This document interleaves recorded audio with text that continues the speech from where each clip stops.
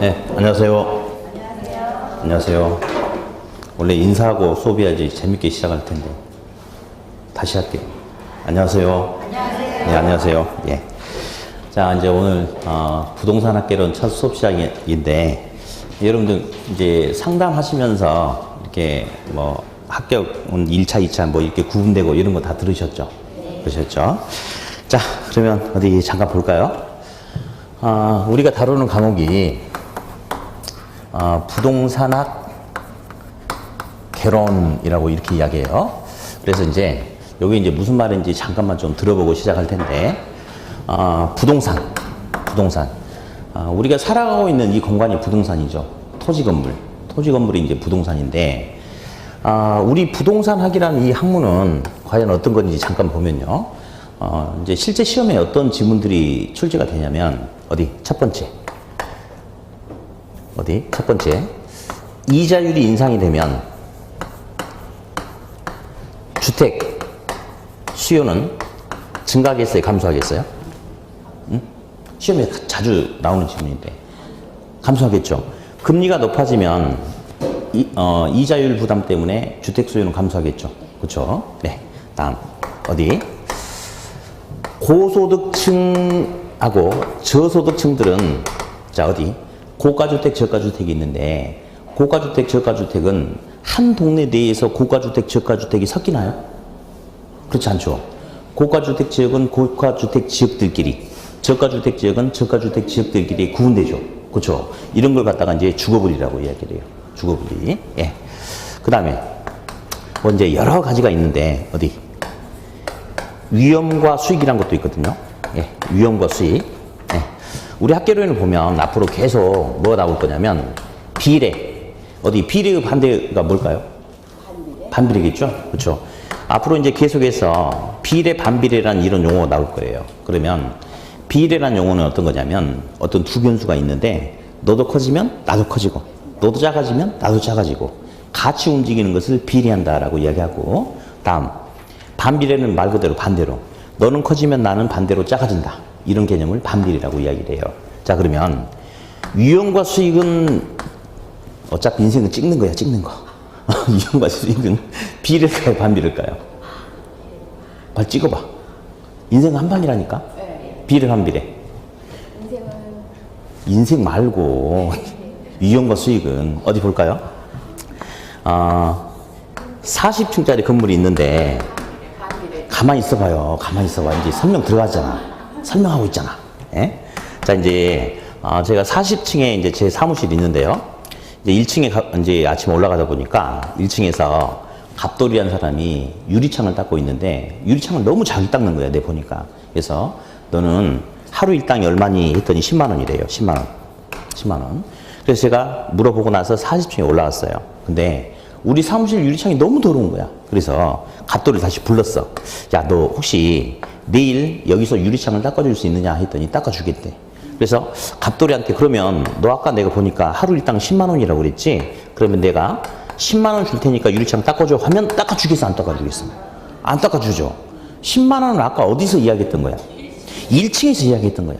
근데 층수가 높아지면 높아질수록 추락의 위험이 점점 커지는 것은 명백한 사실 아닌가요? 맞죠? 그러면 위험이 커지는 만큼 더 달라고 하는 거 맞겠죠? 자, 답 알려줬어. 위험과 수익은 비례, 반비례. 그렇죠. 비례한다. 예, 그래요. 요런 것들이 시험에 나와요. 이런 것들이 다 시험 문제들이거든요. 그러면 결국은 우리 부동산학이라는 것은 결국은 뭐라고 이야기할 수 있냐면, 부동산학은 우리 사람 사는 이야기를, 우리 사람이 살아가는 이야기를 학문적으로 바꿔서 표현해 놓은 것 뿐이에요. 예. 그래서 우리 부동산학은 사람 사는 이야기다라고 그렇게 이야기해 볼 수 있겠는데요. 이런 것은 지금 보니까 오늘 처음 들어봤죠. 근데 금방 알아듣겠죠. 그래서 우리 부동산학은 또 어떤 특징이 있냐면 공부를 하나도 하지 않고도 그냥 알고 있는, 그러니까 우리 주변에 살아가고 있는 모습, 우리 살아가는 이 모습 속에서 공부를 하나도 하지 않고도 찍어서 맞출 수 있는 문제가 많아요. 그래서 만약에 보면 이렇게 은행에서 좀 일을 하셨다거나 좀 경제 감각이 좀 있으신 분들 있죠. 그런 분들은 간혹 공부를 하나도 하지 않은 상태에서 우리 시험 문제, 사실 문제를 주고 문제를 풀어보라고 하면 50점이 나오기도 해요. 정말. 그러나 여러분은 해당 사항이 없는 것 같은데 보니까 눈빛이. 그래요. 그래서 이제 결국은 이제 학개론이 이제 아까 이야기했듯이 우리 살아가는 사람 사는 이야기이기 때문에 아주 우리 실생활과 동떨어져 있고 그렇진 않거든요. 그래서 어쨌든 이런 것들을 다루는 게 이제 부동산 학개론이고, 다음 이제 두 번째. 우리 그 목표는 오로지 내년 10월 달에 열심히 해가지고 뭐 하는 거예요? 합격을 하는 게 우리의 최대 목표 아니겠습니까? 그래서 이제 좀 이제 이야기를 좀 하고 싶은데, 어디 이제 오늘 뭐 처음 뭐 이렇게 안 들어보신 분도 계시니까, 우리 시험이 1차 시험하고 2차 시험하고 이렇게 이제 구분이 됐잖아요. 구분이 됐어요. 그래서 보면 어디 토지가 있는데 소유권이 저한테 있어요. 내 거거든. 그렇지만 내 멋대로 토지 이용을 해서는 안 돼요. 알죠? 왜냐하면 이 토지라는 공간은 이제 우리가 나중에 공부하면서 하나씩 용어를 배우겠는데, 사회성 공공성이란 말이 있어요. 예, 그러면서 이런 말이 있거든요. 부증성이라는 용어가 있어요. 부증성이라는 용어는 토지의 물리적인 양은 더 이상 증가시킬 수 없다 이거예요. 자, 그런데 옛날을 하고, 그러니까 1000년 전하고 500년 전, 200년 전, 현재 어디 옛날과 지금 놓고 보면 어느 시기 때 땅의 면적이 더 많아졌죠? 더 부족하죠? 옛날하고 지금하고? 예, 옛날이나 지금이나 토지의 물리적인 면적은 똑같아요. 아니, 크게 변화가 없는 게 아니고 똑같아요. 똑같아. 근데 옛날에는 인구수가 극히 적었거든요. 그러니까 토지에 대한 가치인식을 제대로 못했어. 근데 가면 갈수록 인구가 자꾸 늘어나고 사람들의 수요 요구치가 커져. 그러다 보니까 토지의 물리적인 양은 그대로인데 가면 갈수록 토지가 상대적으로 부족해지는 거예요. 그러니까 정부가 있잖아요. 토지 소유권을 가지고 있는 사람은 내 땅이니까 내 멋대로 하겠다라고 할지 생각할지 모르겠지만 정부는 인정 안 해줘요. 이 토지는 우리 모두가 살아가야 될 삶의 터전이기 때문에 개인의 이익만을 위해서 이용을 하면 다른 사람의 이익을 해칠 수가 있으니까 공공의 이익을 해치지 않는 범위 내에서 토지 이용을 해야 된다 해서 공법상 규제를 하거든요. 막 내 토지가 논인데 택지로 현질 변경하려고 해도 마음대로 할 수가 없고 허가를 받아야 되고 그런 게 있어요. 그런 걸 다루는 과목이 이제 부동산 공법이라는 과목이 이제 나중에 나올 거고요. 다음, 내가 이제 부동산을 투자하고 싶은 거예요. 부동산을 투자하고 싶은데 나는 전문가가 아니야. 그리고 이 지역에 어떤 부동산이 어떻게 나와 있고 매물로 얼마에 나와 있는지 이런 거 몰라. 그러니까 중개업자의 도움을 받아야 되겠죠. 그래서 그런 걸 다루는 과목이 중개사법이라는 과목이 이제 있고요. 다음, 공시세법이라는 게 있어요. 공시세법. 어디 땅을 사가지고 팔았는데 어디 땅을 사면 취득세 내죠. 그리고 팔았는데 양도 차익이 발생하면 양도 차익에 대한 세금도 내지 않겠어요? 그렇죠? 그런 걸 다루는 과목이 세법이라고 이야기하고요. 아마 여러분들 지목, 전, 답, 과수원, 대 이런 소리 들어보셨죠? 잠깐만. 그죠? 들어봤죠? 그런 거라든지 또 등기 보면 뭐 저당권이 있냐 없냐, 뭐 소유권이 이전되면 어떻게 되고 막 등기부 갖고 울고 이런 거 따지는 게 있어요. 그런 과목을 묶어서 공시법이라고 그래. 그래서 사실은 공시법이란 과목과 세법이란 과목은 성격은 전혀 다른데 그냥 우리 시험에서는 한 개의 과목으로 취급해가지고 사실 문제가 나와요. 그래서 2차는 공법, 중개사법, 공시세법 해가지고 세 과목이다라고 이렇게 이야기를 하고, 1차는 우리 사람 사는 이야기, 우리 부동산 학개론. 그 다음에 우리 이제 뭐 임대차 보호법이라든지 막 이런 거 있죠. 그러니까 이 공인중개사 공부를 하면 되게 좀 좋은 게, 이 자격증을 따가지고 나중에 내가 뭐 그와 관련된 업무를 한다거나 뭐 그럴 수도 있겠지만, 이 공부를 열심히 하다 보면 최소한 남한테 뒤통수 맞고 이러진 않아요. 그리고 내 소중한 피 같은 돈을 뺏기지도 않고. 예. 왜냐면 이제 나중에 이제 공부를 하시다 보면 예를 들어서 내가 세입자예요. 세입자. 근데 실제로 이제 저도 그런 경험이 있는데, 저도 이제 강의 끝나고 집에 저녁에 12시 넘어서 들어갔는데 집사람이 이제 문이 안 열린 거예요. 그러니까 이제 맨 처음에 전셋집으로 살았는데 이렇게 열쇠 있잖아요. 열쇠 비밀번호 잘못된 게 아니고 이게 고장이 난 거야. 그래가지고 이거 집사람 안에 있는데 안에서 문이 안 열린 거예요. 밖에서도 열 수 없고.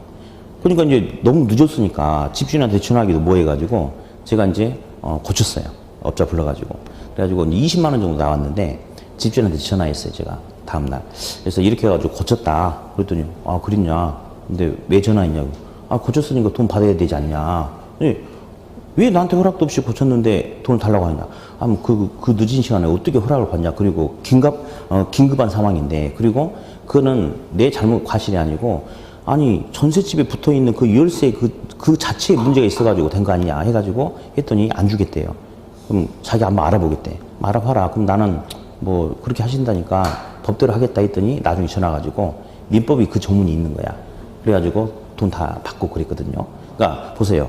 우리가 공부를 하지 않으면 그런 이제 상황이 생기면 그냥 내 돈 나가는 거예요. 근데 공부를 하면 내 피 같은 돈을 지켜나갈 수 있는 그런 걸 따지는 과목이 바로 이제 민법이 돼요. 민법.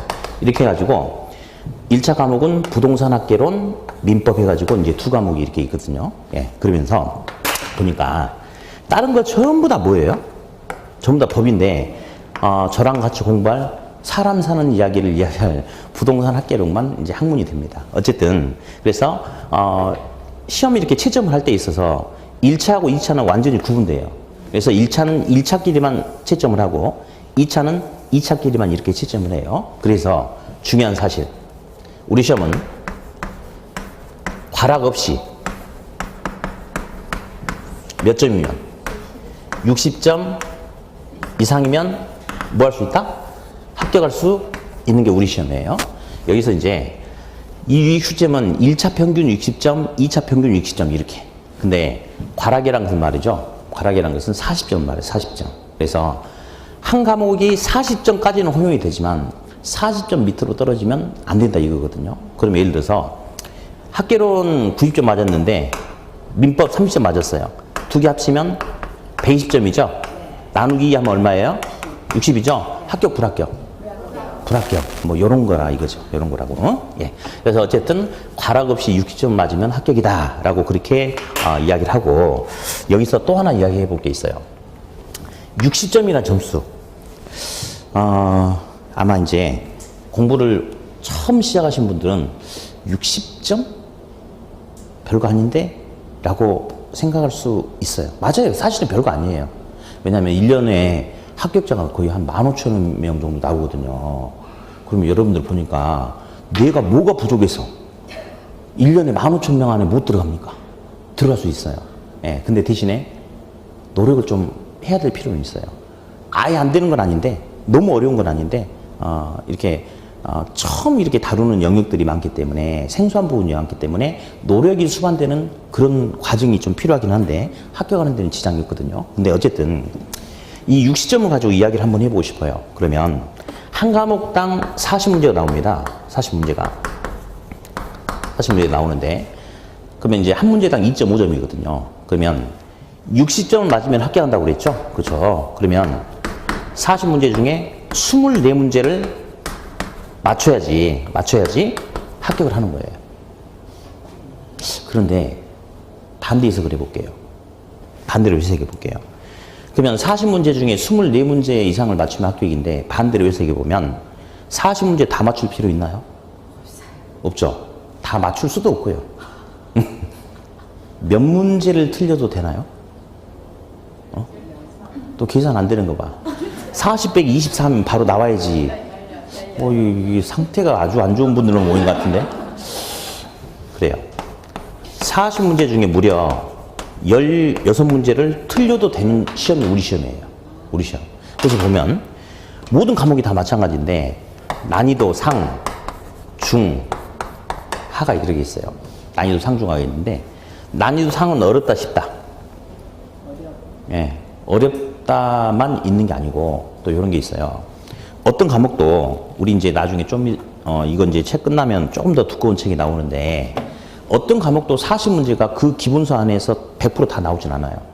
한두 문제는 어렵든 쉽든 책에 없는 내용이 나와. 그냥 감으로 찍어야 돼. 그런 것은 그냥 난이도 상이라고 하는 거예요. 어떤 문제는 정말 어려워서 난이도 상이 있어요. 근데 진짜 어려워서 난이도 상은 별로 없고, 또 어떤 문제가 있냐면 어떤 문제는 해결을 할 수가 있는데 시간이 3분, 4분 이상 잡아먹는 문제가 있어요. 우리 보면요. 뭐 지금 아직 감이 없겠으나 시험 1년 동안 열심히 준비해가지고 시험장 갔어요. 시험 보고 나서 합격과 불합격이 갈리겠죠, 당연히. 근데 그러면 시험 봐가지고 합격한 사람은 실력이 뛰어난 사람이고 시험을 봤는데 떨어진 사람은 실력이 부족한 사람이냐? 전혀 그렇지 않습니다. 우리 시험은 사실은 6개월 이상만 정성껏 열심히 공부하면 누구나 합격할 수 있는 시험이에요. 근데 문제가 뭐냐면 우리 학개론 40문제, 민법 40문제 하니까 80문제거든요. 근데 몇 분 안에 풀라고 주냐면요. 100분이야, 100분. 100분이면 얼마예요? 100분 토론할 때 100분. 1시간? 이게 보니까 계산이 안 되신 분이 많아요. 큰일 났네? 거기서 뭐, 엊그저께 민법 하셨죠? 민법은 좀 알아듣겠어요? 그러니까 법률적인 감각은 있는데 숫자가 안 되는구나? 그러네. 어떻게 하냐? 큰일 났네. 자, 1시간 40분인데 당신 1시간 40분 동안 앉아있어. 그러면 진짜 긴 시간이에요. 근데 80문제를 풀면서 마킹까지 다 하는데 1시간 40분은 정말 빠듯해요. 정말 빠듯합니다. 예. 그래서 시험에서 떨어진 학생들의 공통점이 뭐냐면 노력이 부족해서 뭔가 부족해서 떨어진 게 아니고 실수를 5개를 하면 합격을 할 텐데 실수를 6개, 7개 이상 하니까 떨어지는 거야. 그러면 왜 실수한지 아세요? 만약에 시험을 200분을 주고 풀어라 그러면 실수 안 합니다. 시간이 넉넉하잖아요. 차분하게 푸는 거야. 실수 안 해요. 근데 100분 정말 빠듯하거든요. 1시간 40분이 정말 빠듯해. 100분 내에 해결하라 하니까 마음이 급해가지고 읽다가 실수하고 하니까 그래서 틀리는 거예요. 그래서 우리 시험은 많이 알아야지 합격하는 시험이 아니고 우리가 철저하게 준비해가지고 주어진 시간 내에 해결하면서 실수를 줄여야지 합격하는 시험이 바로 우리 시험이에요.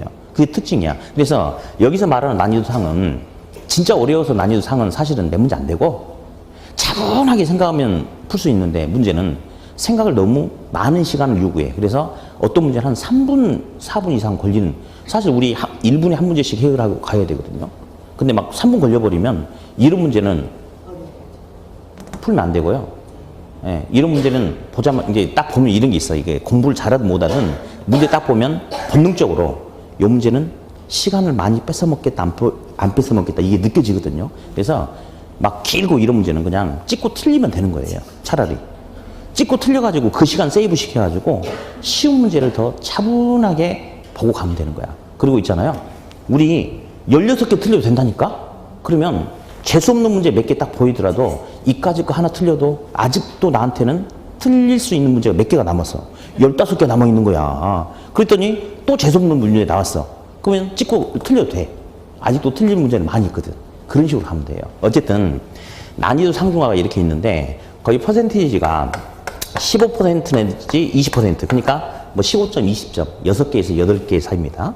그럼 난이도 중이 한 40% 정도 되고 난이도 하가 40에서 45% 정도. 요 정도 이제 출제가 돼. 자, 그래서 이제 하고 싶은 말이 우리 시험은 있잖아요. 60점만 맞으면 합격이에요.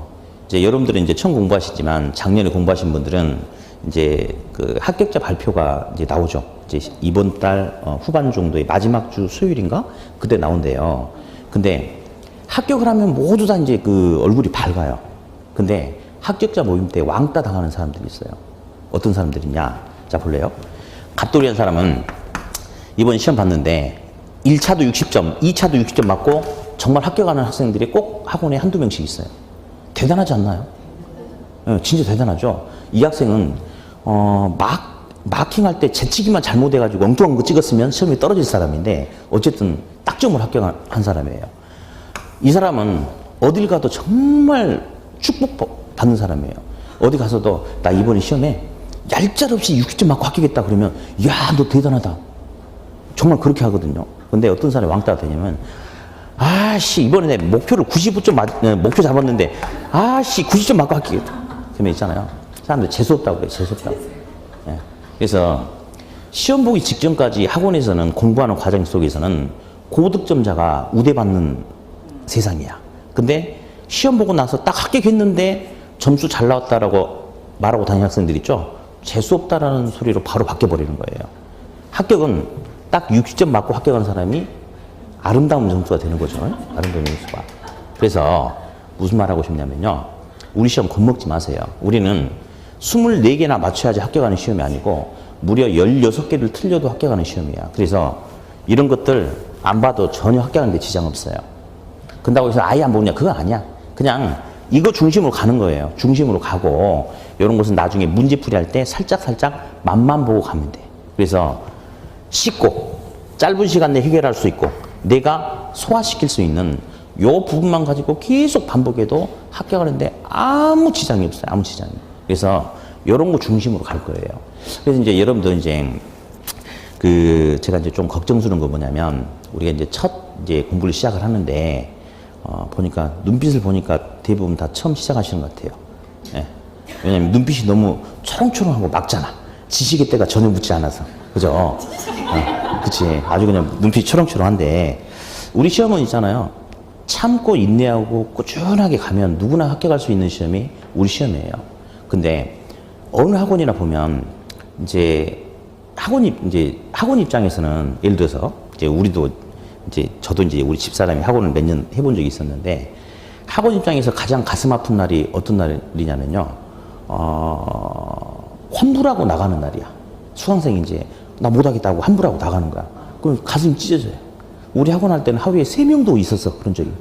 그러면 돈이 얼마 이게 뭐 너무 가슴이 아픈데 근데 있잖아요. 왜 그런 학생들이 이제 통상 1월달 되면 환불도 좀 하고 그러냐면 자기는 이제 맨 처음에 뭐 이까짓 거 뭐 하면 되겠지 하고 그냥 온 거예요. 쉽게. 그래요. 하면 됩니다. 우리 시험 하면 되는 시험이에요. 그러니까 1년에 15,000명, 18,000명의 합격자가 나오는 시험 아니에요?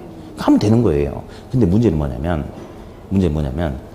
내가 평상시에 그러니까 이 부동산에는 관심이 있었지만 이 시험을 대비해서 이런 내용들에 대해서는 우리가 모르고 살아왔단 말이에요, 지금.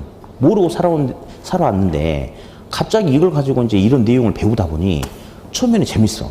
근데 한 주 지나고 또 한 주 지나다 보니까 갑자기 양이 늘어나는 것 같아. 두려움이 생기는 거죠. 내가 과연 이걸 할 수 있을까? 에이씨, 안 해. 뭐 이런 거 여지껏 없어도 뭐 그냥 잘 살았는데 뭐 하고 중간에 포기를 해버리니까 그래서 이제 안 되는 거예요. 그래서 우리 시험 있잖아요. 포기하지 않고 끝까지 계속 앉아 있으면 합격할 수 있는 시험이 우리 시험이에요. 보면 어디 최종 합격자는 1차, 2차 여기까지 다 합격을 해야지 나오는 거 맞죠? 보면요. 매년마다 그러는데 이번에도 제가 보니까 우리 학생들은 공부하는 과정들이 괴로울 수밖에 없어요. 괴로울 수밖에 없어.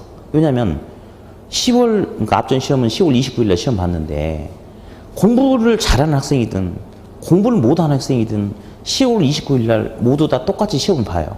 그리고 똑같은 바람이 있어. 모두 다 합격하고 싶겠지. 그죠?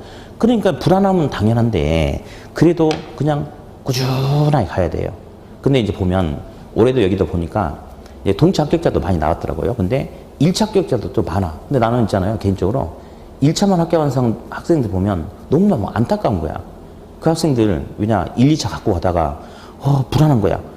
차라리 그러면 그냥 1차라도 마지막에 집중하자. 그럼 2차 내년에 떨어지면 또 보면 되지 않냐.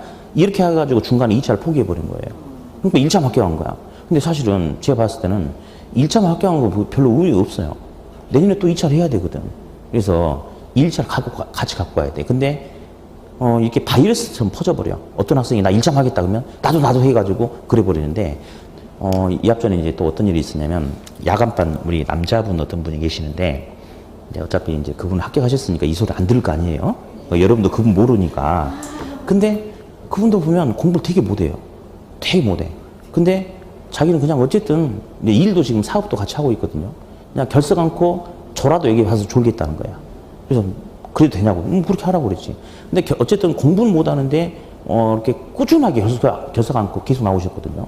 게다가 또 시험 보기 직전에 독감까지 걸려가지고 한 2주 이상 거의 맛이 갔는데도 불구하고 마지막 수업 끝날 때까지 어쨌든 이 자리에 앉아 계시더라고. 근데 얼마 전에 저번 주 내가 여기 금요일 날 잠깐 들렸는데 보니까 딱 계신 거예요. 나는 떨어질 줄 알았지. 그래서 안 물어봤어요. 그냥 안녕하세요 했더니 교수님 저 합격했어요. 깜짝 놀랐어요. 근데 점수도 한 문제 더 맞아가지고 합격했더라고요. 그러니까 왜냐면 보세요. 공부를 못한 학생이 90점 맞고 합격할 수는 없잖아, 솔직히. 안 그래요? 그래서 한 문제 더 맞고 합격을 했대요. 예. 근데 어쨌든 합격한 거예요, 합격한 거. 그래서 이 공부는 있잖아요. 두려우면 안 돼. 그래서 이제 11월 달은 이제 제 과목도 그렇고 다른 과목도 그렇고 뭐 집에 가서 복습을 한다든지 이런 못돼 먹은 행동을 해서는 안 돼요. 그러면 안 돼. 지금 있잖아요. 저도 강의를 체계적으로 제대로 안 해줄 거예요. 그게 오히려 덕이 된다니까.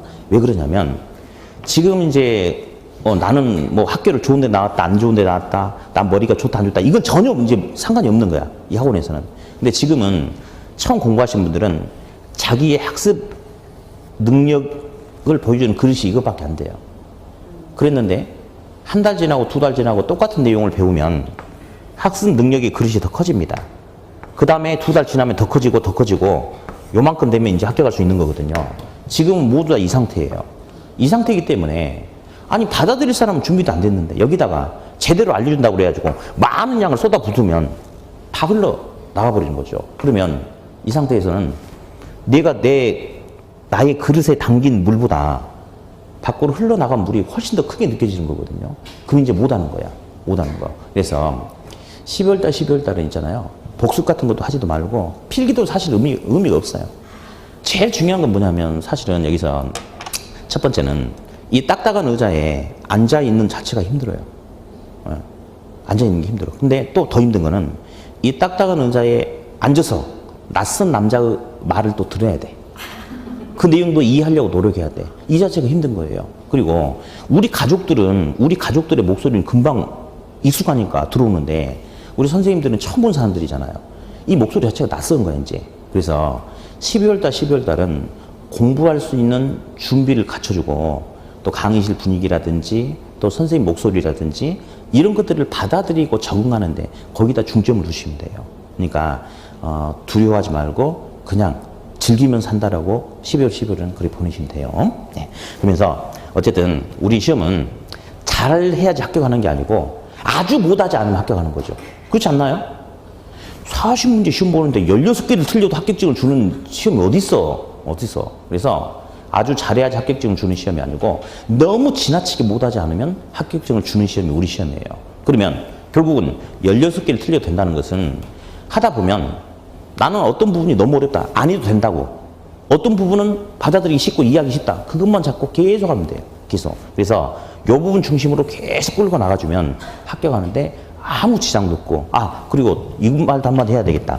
여러분들 축하드린다고. 축하드려요. 뭘 축하드리냐면 사실 1차 예소는 부동산 학개론이 관건이에요. 관건. 학개론이 어렵게 나오면 합격자가 덜 나오고 학개론이 쉽게 나오면 합격자가 많이 나오고 그래요. 민법은 거의 점수가 일정하거든요. 학개론이 문제인데 근데 앞전 시험이 그러니까 물론 우리 학생들은 잘했어요. 왜? 내가 잘 가르쳐줬으니까.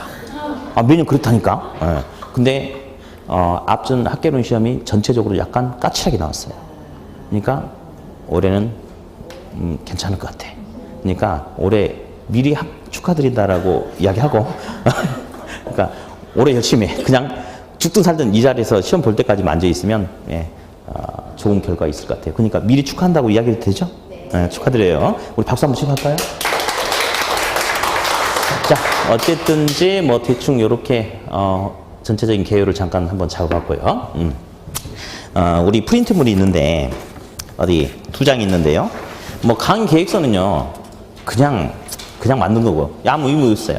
계획은 계획일 뿐 계획이니까 실천하지 않아도 돼요. 네, 됐고요. 됐고 부동산 학개론 세부 목차 분석이라는 게 하나 있습니다. 이거 그래서 이제 요거 가지고 공부를 하자는 게 아니고 이제 우리가 배워야 될 내용이 이런저런 내용이 있는데 과연 어떤 것들이 있는지 이제 한번 살펴보자. 뭐 요거에 대해서 하겠는데 뭐 첫 시간은 잠깐 이렇게 부동산 학개론이라는 게 어떤 과목이냐 뭐 이런 것도 잠깐 뭐 다뤄봤으니까 뭐 잠깐 휴식했다가 2교시 때부터 요 내용 가지고 하도록 하죠. 네, 쉬었다 하겠습니다.